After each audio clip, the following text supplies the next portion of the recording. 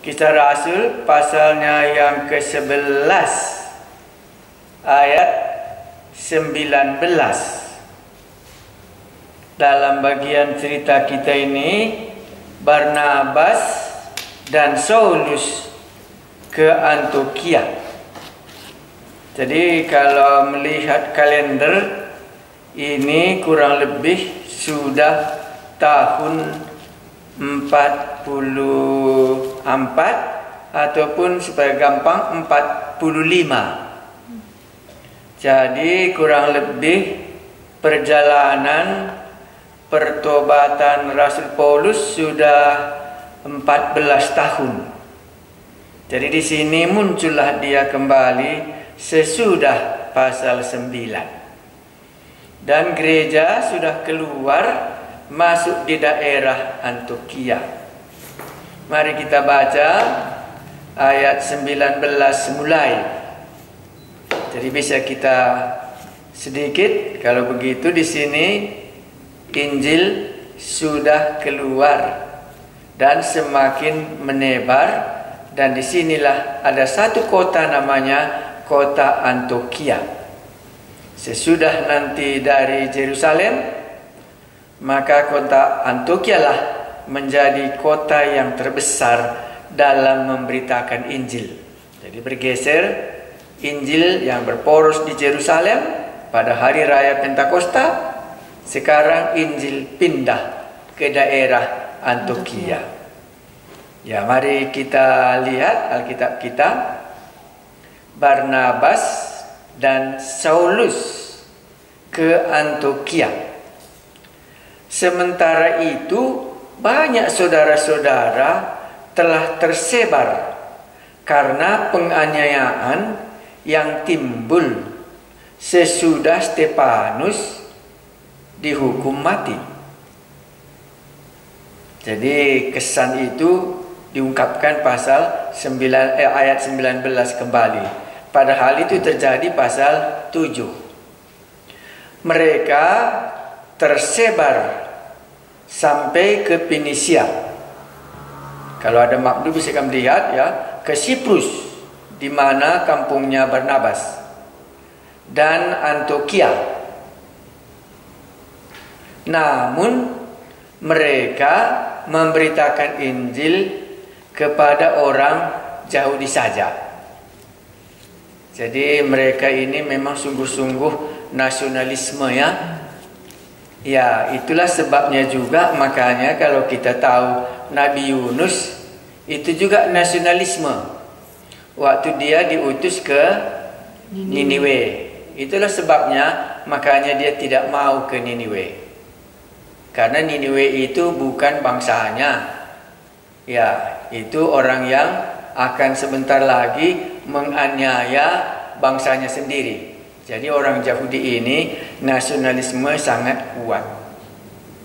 Jadi di sini dikatakan, namun mereka memberitakan Injil kepada orang Yahudi saja. Ya, ayat 20. Akan tetapi di antara mereka ada beberapa orang Siprus. Jadi ini tempatnya Barnabas ya. Dan orang Kirene yang tiba di Antiokhia. Dan berkata-kata juga kepada orang Yunani. Jadi orang ini sedikit lebih luas. Ada kemungkinannya karena mereka ini sudah tahu bahasa Yunani. Jadi dia memberitakan Injil juga kepada orang-orang Yunani.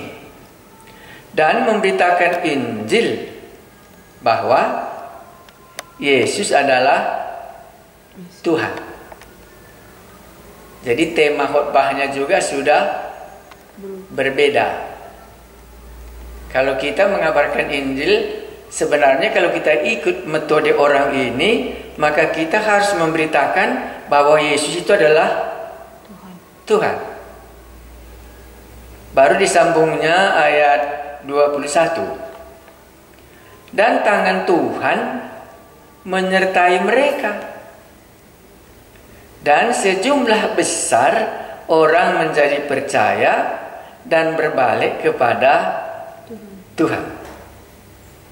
Jadi dalam ayat 21 ini saya buat di buku saya ini, sukses pekabaran Injil kepada bangsa yang bukan Yahudi saja. Ya, itu kesan kita di sini. Jadi kalau berita selama ini adalah Yesus yang mati dan yang bangkit, itu ya. Dia adalah Mesias orang Yahudi. Tetapi waktu mereka ini mengabarkan Injil ke daerah yang Yunani ini, dia memberitakan Injil bahwa Yesus adalah Tuhan. Apa maksudnya Yesus adalah Tuhan? Yang berkuasa. Ya, maka kita akan katakan Yesus adalah Allah sendiri. Maka barang siapa yang mengaku dengan mulutnya bahwa Yesus adalah Tuhan akan diselamatkan.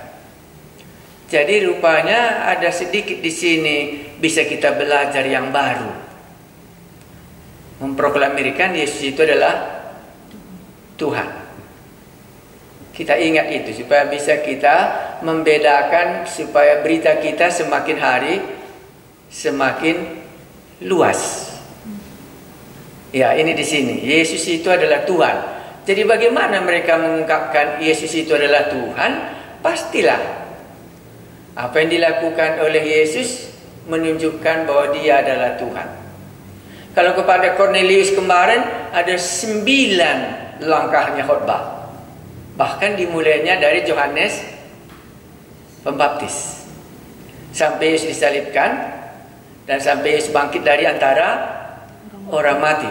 Tetapi di daerah Antioquia ini, yaitu orang Yunani, dia tidak membicarakan bahwa Yesus itu adalah mulai dari Yohanes Pembaptis, disalibkan dan bangkit dari antara orang mati. Tapi di sini dia menyatakan bahwa Yesus itu adalah Tuhan. Maka itulah konsep Injil Yohanes. Firman menjelma menjadi manusia. Mari kita coba renungkan dalam perikop yang baru ini, dan dinyatakan jelas sekali Tuhan menyertai mereka. Berarti khotbahnya itu tidak salah. Karena kalau khotbah kita salah kan nggak disertai Tuhan. Maka jelaslah khotbah ini benar. Ya. Dan dikatakan di sini, dan tangan Tuhan menyertai mereka, dan sejumlah besar orang menjadi percaya dan berbalik kepada Tuhan. Kalau kemarin di rumah Cornelius, begitu Petrus khotbah, turun Roh Kudus. Tapi di sini bukan itu yang dibicarakan. Mereka ini berbalik, percaya kepada Tuhan itu. Supaya waktu kita mengabarkan Injil, apakah memang cocok khotbah kita itu? Umpamanya lah khotbah Anda kan Anda bisa lihat apa yang Anda khotbahkan tiap hari. Cocokkah itu atau tidak dengan latar belakang orang Yunani? Makanya kita katakan tadi kalau Injil Yohanes itu firman menjelma menjadi manusia dan diam di antara kita. Kalau kita memberitakan Yesus itu adalah Tuhan, itu berarti kita memberitakan Yesus itu adalah Allah. Kita tidak memberitakan tentang kematiannya dan kebangkitannya. Siapakah Tuhan itu? Siapakah Allah itu? Dan nampaknya mereka di sini pakai istilah berbalik kepada Tuhan. Tadinya dia tidak mengikut Tuhan, sekarang dia mengikut Tuhan. Tadinya dia tidak percaya kepada Tuhan, dia berbalik menjadi orang percaya kepada Tuhan. Itulah sebabnya makanya Injil Yohanes dia tidak pernah pakai kata bertobat, tetapi dia senantiasa pakai kata percaya. Jadi kalau kita dalam konsep kita ini bertobatkah atau percaya? Itulah yang menjadi pelajaran kita dalam misi ini, karena ladangnya berbeda dan berbeda dan berbeda, dan jelas dikatakan Tuhan menyertai mereka. Dan sejumlah besar orang menjadi percaya dan berbalik kepada Tuhan. Hasilnya tidak diungkapkan jumlahnya, tapi bisa mungkin ini juga ramai orang yang percaya. Itulah kesan kita yang pertama. Jadi perlu juga kita memikirkannya, menyampaikan bahwa Yesus itu adalah Tuhan. Dan maukah kau berbalik daripada Allah-Allah yang lainnya kau tidak percayai, bahwa inilah Tuhan yang kepadanya kita hidup dan Dia berkuasa. Kalau belum biasa kali dengan memakai istilah Tuhan, pakai saja Allah. Ya, mereka memberitakan bahwa Yesus itu adalah Allah. Bagaimana orang ini membuktikannya bahwa Yesus adalah Allah? Itu kita sendiri mungkin juga mampu mengungkapkannya, karena di sini tidak diungkapkannya secara terperinci seperti khotbahnya Simon Petrus di rumah Cornelius. Ya, ayat 22. Maka sampailah kabar tentang mereka itu kepada jemaat di Yerusalem. Lalu jemaat itu mengutus Barnabas ke Antiokhia. Sampai kabar bagaimana Antiokhia ini telah menjadi orang yang percaya kepada Yesus. Sampai kepada gereja yang ada di Yerusalem. Ini tadi yang mengabarkan Injil tidak ada namanya.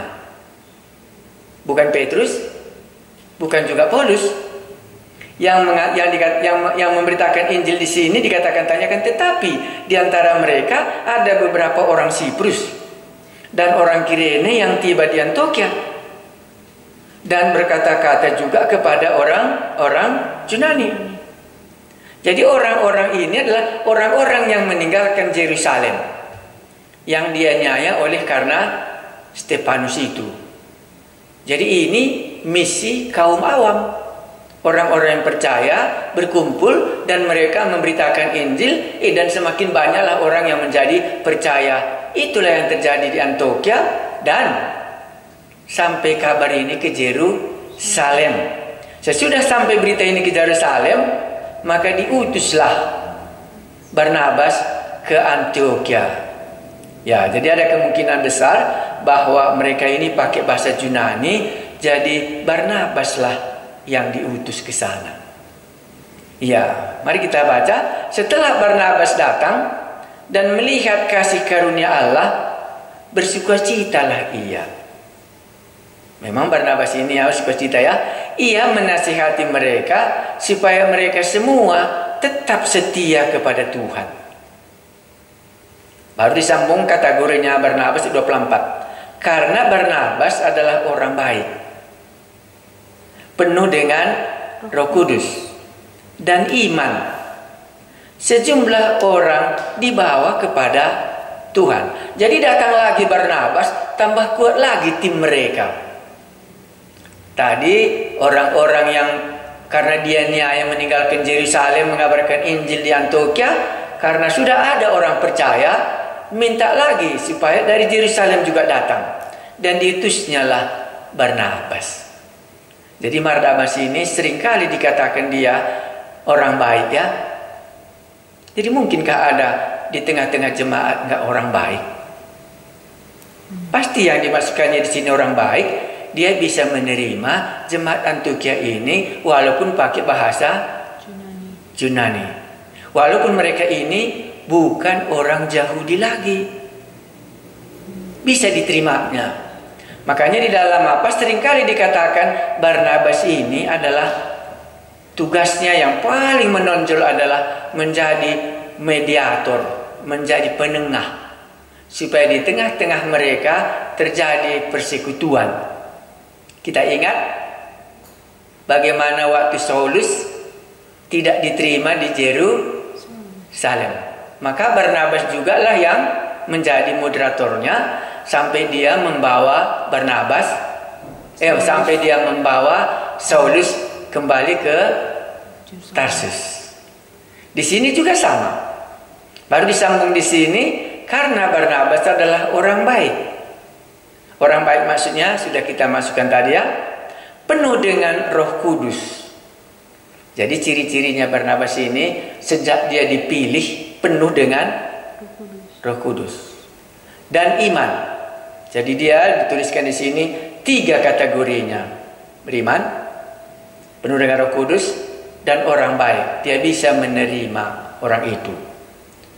Baru juga dikatakan sejumlah orang dibawa kepada Tuhan. Orang tadi juga karena disertai oleh Tuhan, banyak yang juga bertobat. Dan di sini Barnabas juga penuh dengan Roh Kudus, penuh dengan iman, juga banyak membawa kepada Tuhan. Muncullah jemaat di tengah-tengah situasi ini di daerah Antioquia yang di luar dari Yerusalem. Baru disambung ayatnya yang ke-25. Lalu pergilah Barnabas ke Tarsus untuk mencari Saulus. Dan setelah bertemu dengan dia, ia membawanya ke Antioquia. Ini sudah 14 tahun. Berarti ini kurang lebih 10 tahun sudah Paulus di Tarsus. Dan diingatnya bahwa Saulus ini dulu punya beban mengabarkan Injil. Dan sekarang diingatnya lah, baru dibawanya lah Saulus ini ke daerah Antioquia menjadi kawan sekerjanya. Ya bagus ya. Inilah makanya kalau kita katakan tadi Barnabas ini menjadi moderator yang memungkinkan Saulus menjadi muncul kembali. Karena diingatnya Saulus sudah berada di Tarsus. Dan diambilnya ke sana untuk menolong berada di daerah Antioquia. Ya, makanya kita katakan tadi seperti ini ceritanya. Ya, kalau kita sambung, apa kita bisa ceritakan? Kalau seperti ini sudah banyak kita bisa belajar dari cerita ini. Ya, ayat 26. Mereka tinggal bersama-sama dengan jemaat itu 1 tahun lamanya. Jadi Barnabas dengan Saulus 1 tahun tinggal di Antioquia. Sambil mengajar banyak orang di Antioquia. Murid-murid itu untuk pertama kalinya disebut Kristen. Sesudah Tuhan Yesus naik ke surga, kurang lebih 14 tahun kemudian, barulah nama kita disebut orang Kristen. Ya, tadinya tidak disebut orang Kristen. Ya, jadi seringkali orang katakan, apakah artinya orang Kristen menurut Anda? Gitu. Karena sering kita tidak tahu apa arti nama yang kita bawa. Ya, makanya dalam buku saya ini saya tulis itu dari satu tafsiran, membuat mereka tidak sama lagi dengan Judaisme, tidak sama lagi dengan orang Yahudi.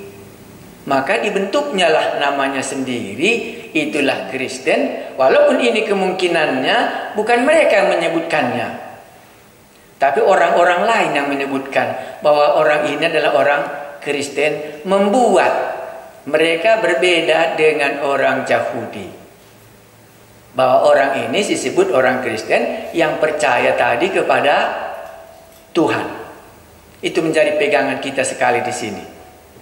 Iya, jadi kita bayangkan sekali, mulailah muncul orang Kristen pada saat ini. Baru dikatakan di sini kalau begitu orang Kristen itu siapa? Dia bukan orang Yahudi. Dia sekte apa kalau demikian? Ada sebagian mengatakan karena waktu Paulus mengatakan siapakah engkau Tuhan, kan gitu ya, akulah Yesus engkau aniaya. Maka banyak mereka katakan, oh mereka ini adalah milik kepunyaan Kristus. Maka disebutlah Kristen, asal katanya daripada Kristo. Maka orang ini kepunyaan Tuhan Yesus sendiri, kepunyaan Kristus katanya. Baru yang kedua, karena mereka ini mengikut Kristus, maka disebutlah dia orang Kristen. Apakah nama ini masih cocok dengan kita hari ini? Karena nama mereka tadi munculnya karena dia berbalik. Baru dikatakan tadi dia percaya bahwa Yesus itu adalah Tuhan. Barulah mereka di situ mengajar sesudah 1 tahun. Sesudah 1 tahun Saulus dan Barnabas di kota inilah muncul nama Kristus. Muncullah nama orang Kristen, disebutlah mereka ini orang-orang Kristen. Itu sudah pada tahun 47 atau 45. Berarti kurang lebih 15 tahun sesudah Tuhan Yesus naik ke surga. Jadi orang-orang yang di Yerusalem pada hari Raya Pentakosta itu mereka belum disebut orang Kristen. Orang kudus katanya ya. Orang yang mengikuti jalan Tuhan katanya ya. Iya, karena mereka itu masih lengket sekali dengan orang-orang Yahudi. Tetapi orang ini tidak lagi. Makanya disebutlah, inilah pertama sekali disebut bahwa orang-orang ini disebut orang Kristen. Apakah nama kita itu cocok bagi kita? Ya, kita tidak tahu. Kalau cocok kita rasa kita orang Kristen, bisa kita sebut kita orang Kristen kalau memang kita adalah kepunyaan Kristus. Kalau memang kita mengikut Kristus, maka kitalah itu. Nah, sebagai renungan kita, kenapa berhasil pelayanan orang ini? Kalau dari Barnabas, memang dia penuh dengan Roh Kudus ya. Dia juga baik ya. Dan dia juga beriman. Sejumlah orang dibawa kepada Tuhan. Kalau tadi yang bukan ada namanya yaitu jemaat biasa, ia hanya memberitakan bahwa Yesus adalah Tuhan.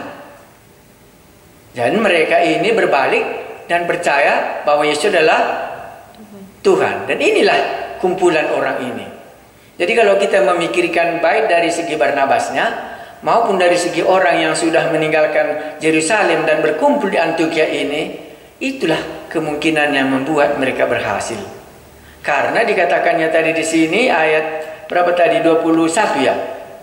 Dan tangan Tuhan menyertai mereka. Dan sejumlah besar orang menjadi percaya. Jadi misi itu kekuatannya kalau tangan Tuhan menyertai mereka. Baru tadi kalau Barnabas itu memang dia penuh dengan Roh Kudus. Itu yang bisa kita pelajari. Dan disinilah muncul nama kita sebagai orang Kristen. Jadi mana tahu nanti Anda memikirkannya, oh kalau begitu kalau aku khotbah jangan lagi lah di kayu salib saja kuceritakan. Tapi boleh kuceritakan sekali ini bahwa Yesus itu adalah Tuhan. Bagaimana aku mengungkapkannya Yesus itu adalah Tuhan? Ya itu sama dengan artinya Yesus itu adalah Allah. Makanya kita masukkan tadi hubungannya dengan Injil Yohanes. Karena semua perbuatan Tuhan Yesus menunjukkan bahwa dia adalah Allah, bahwa dia adalah Tuhan. Baik, sampai di situ kurasa sudah agak rampung. Baru kita masuk ayatnya yang ke-27. Pada waktu itu datanglah beberapa nabi dari Yerusalem ke Antioquia. Jadi tadi Barnabas diutus ya. Sekarang ada juga nabi dari Yerusalem ke Antioquia. Seorang dari mereka yang bernama Agabus bangkit dan oleh kuasa roh ia mengatakan bahwa seluruh dunia akan ditimpa bahaya kelaparan yang besar. Hal itu terjadi juga pada zamannya Claudius. Jadi nabi ini bernubuat tentang kesulitan makanan. Datang ke tengah-tengah jemaat Antioquia. Jadi pada zaman ini masih ada nabi, namanya Nabi Agabus. Dan kemungkinan nanti nabi ini akan tinggal bersama-sama mereka di Antioquia untuk mengajar jemaat Antioquia itu. Baik, apa hubungannya? Hubungannya dikatakan tadi di sini, bangkit mengatakan bahwa seluruh dunia akan ditimpa bahaya kelaparan yang besar. Hal itu terjadi juga pada zamannya Claudius. Lalu murid-murid memutuskan untuk mengumpulkan suatu sumbangan. Jadi mereka ini mendengar kelaparan, tetapi hati mereka langsung bersedia untuk mengumpulkannya. Lalu murid-murid memutuskan untuk mengumpulkan suatu sumbangan sesuai dengan kemampuan mereka masing-masing dan mengirimkannya kepada saudara-saudara yang diam di Judea. Jadi gereja Yerusalem itu memang miskin ya.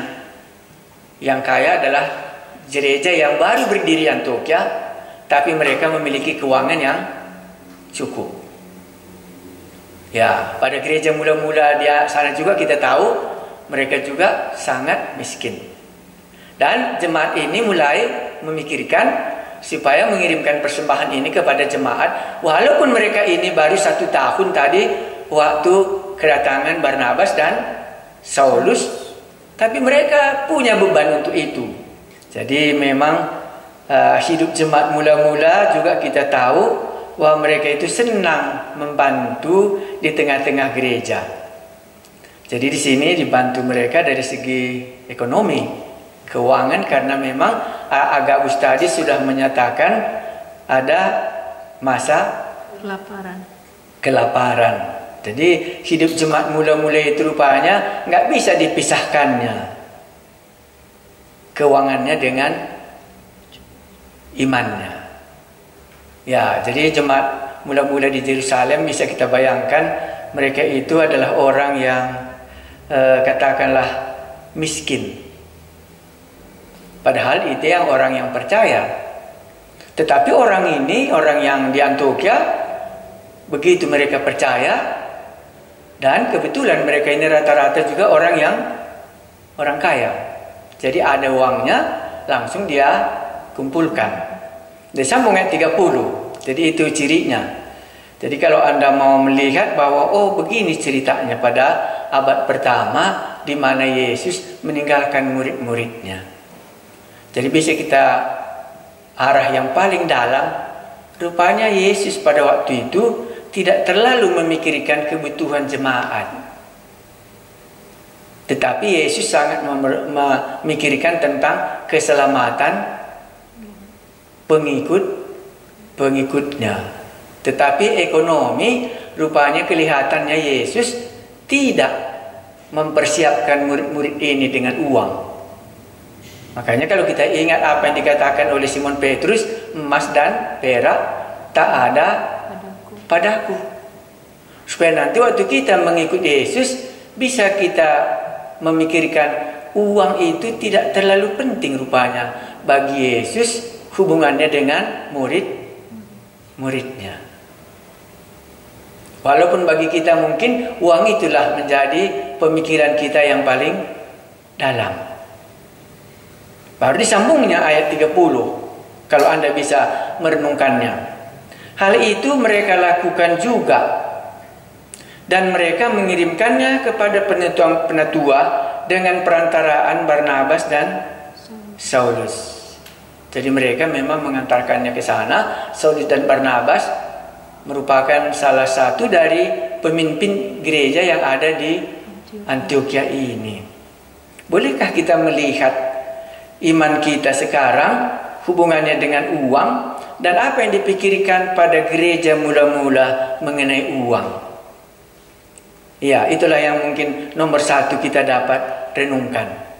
Baru bagian yang lain tadi, mereka ini sangat rupanya orang nasionalisme. Tetapi sebagian muncul di antara mereka yang berasal dari Antioquia ini, yang datang ke Yerusalem, yang datang dari Kirene, yang datang dari Siprus. Berhentilah mereka di kota Antioquia karena kota ini lumayan besar. Mungkin penduduknya ada 250.000. Jadi agak lumayan besarnya. Tinggal mereka di sini. Orang inilah yang memberitakan Injil kepada orang-orang di Antioquia dengan tema bahwa Yesus adalah Tuhan. Dan dalam bagian ini kita melihat tangan Tuhan menyertai mereka, dan sejumlah besar orang menjadi percaya dan berbalik kepada Tuhan. Nah, jangan kita lupa, sampailah berita ini ke Yerusalem sebagai, kita seringkali orang yang duluan bertobat. Ya, itu di Yerusalem. Nah, sesudah itu diutuslah ke sana Barnabas. Alasan kita kenapa Barnabas diutusnya, karena mereka ini bukan lagi pakai bahasa Ibrani, tapi pakai bahasa Yunani. Dan waktunya begitu sampai Barnabas, dengan sukacita dia melihat bahwa memang benar-benar apa yang terjadi di tengah-tengah jemaat Antiokhia ini murni tangan Tuhan yang menyertai mereka. Terjadilah perkumpulan orang ini, sehingga 1 tahun mereka tinggal di sini. Sesudah 1 tahun itu, datanglah Nabi Agabus ini bernubuat.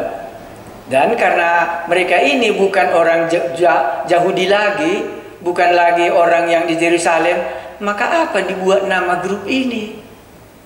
Kalau disebut mereka orang Judaism, orang Yahudi, mereka sendiri tidak tahu lagi bahasa mereka. Maka muncullah, kalau begitu apa dibuat? Akhirnya muncullah orang-orang di sekitar itu menyebutkan orang-orang yang percaya ini sebagai orang Kristen. Maka nanti waktu Paulus pun khotbah kepada Raja Agripa, itu dipakainya istilahnya, hampir-hampir kau jadikan aku menjadi orang Kristen. Jadi orang Kristen itu disebut rupanya sesudah kurang lebih 15 tahun Yesus naik ke surga. Itu pun munculnya di tengah-tengah orang berbegu, bukan orang yang ada di Yerusalem. Jadi hari raya Pentakosta mereka hanya mengatakan mengikuti jalan Tuhan, mengikuti apa yang sudah dibuat oleh Allah melalui Yesus Kristus, di mana di dalam Dia ada terjadi pengampunan dosa. Nah, disitulah grupnya di Yerusalem berdiri. Jadi dari segi ini kalau kita katakan kita orang Kristen, maka lebih cenderungnya kita sebenarnya arahnya mengaku bahwa Yesus itu adalah Tuhan. Ya, kalau waktu sida-sida dari Ethiopia apa katanya? Apakah salahnya kalau aku dibaptis di sini katanya? Boleh, asal engkau percaya bahwa Yesus adalah anak Allah ya. Ya kan sama ya. Ya, Yesus adalah anak Allah, Yesus adalah Tuhan, Yesus adalah Allah, sama saja. Karena ini kan khotbahnya kepada yang bukan orang Yahudi. Jadi mari kita coba ambil beberapa pelajaran dari bagian ini, sehingga kita bisa menyampaikan Injil itu pas kepada orang-orang yang tertentu. Jadi bukan metode kita, tapi metode apa yang mereka perlu. Jadi secara singkat, di sini yang paling menonjol adalah Barnabas ya. Tapi bukan Barnabas yang mendirikan jemaat Antiokhia. Hanya dia datang diutus dari Yerusalem. Dan dia memang orangnya baik. Dia sangat senang menjadi moderator, memelihara hubungannya dengan Saulus juga. Dicarinya orang-orang yang sudah ke Tarsus dan dibawanya lah ke gereja ini, karena di gereja ini mungkin dia diterima. Kan di Yerusalem Saulus tidak diterima. Di Damaskus dia juga mau dibunuh. Tapi di Antiokhia dia bisa diterima. Makanya di situ dia ditaruh.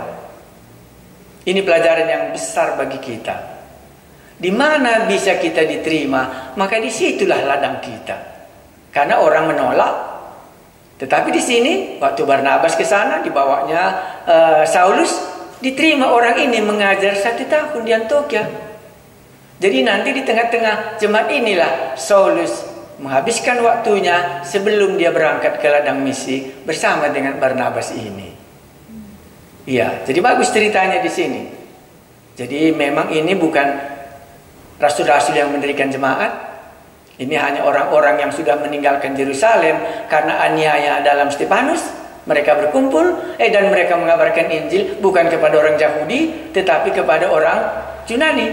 Lepaslah sekarang ini tali perkembangan misi, bukan lagi saja nasionalisme orang Israel, orang Zeus, orang Yahudi, tetapi mengembanglah dia ke tempat lain. Sebagaimana sudah dimulai oleh Petrus di rumah Cornelius. Dan ini kota di Korintus, di kota yang agak besar di Antioquia, penduduknya 250. Maka nanti pusat misi sesudah berakhir dari Yerusalem, pindahlah pusat misi ke Antioquia ini.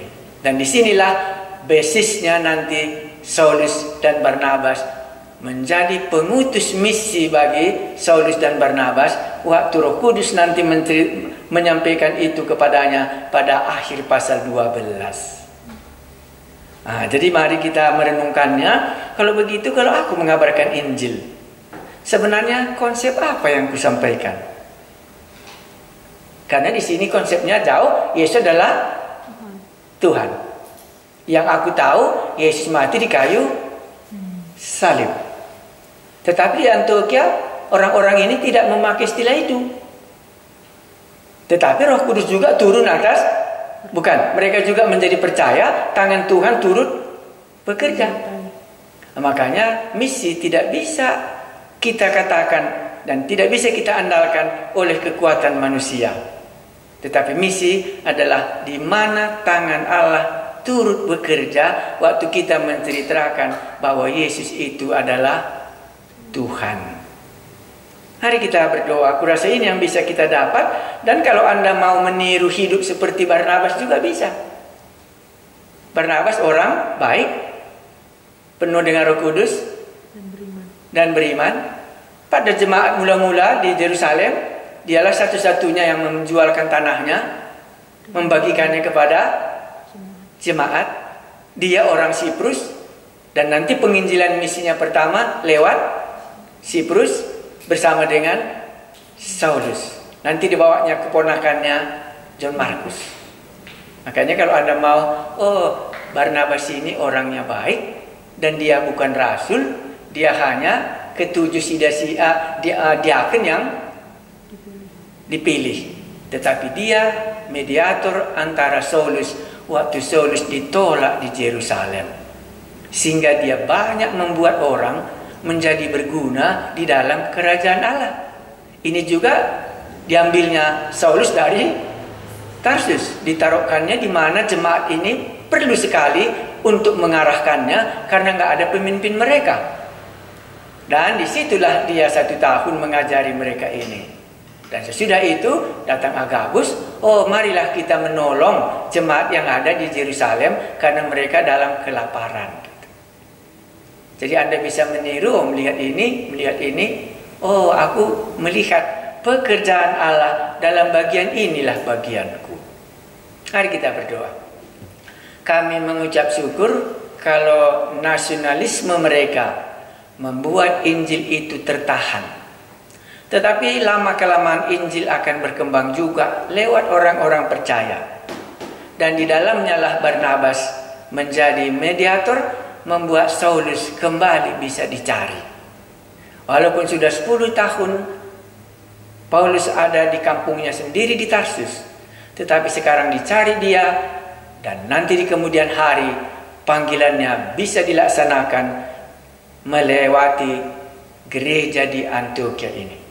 Dan waktu jemaat Yerusalem miskin, kembali lagi mereka mengirimkan persembahannya. Disitulah Barnabas dan Saulus begitu orang baik dan beriman dan penuh dengan Roh Kudus. Terima kasih Tuhan kami Yesus bahwa kami dapat meniru yang baik dan melihat pekerjaan bagaimana Allah melanjutkan pekerjaan sehingga berkembanglah Injil itu. Dalam nama Tuhan Yesus kami berdoa. Amin.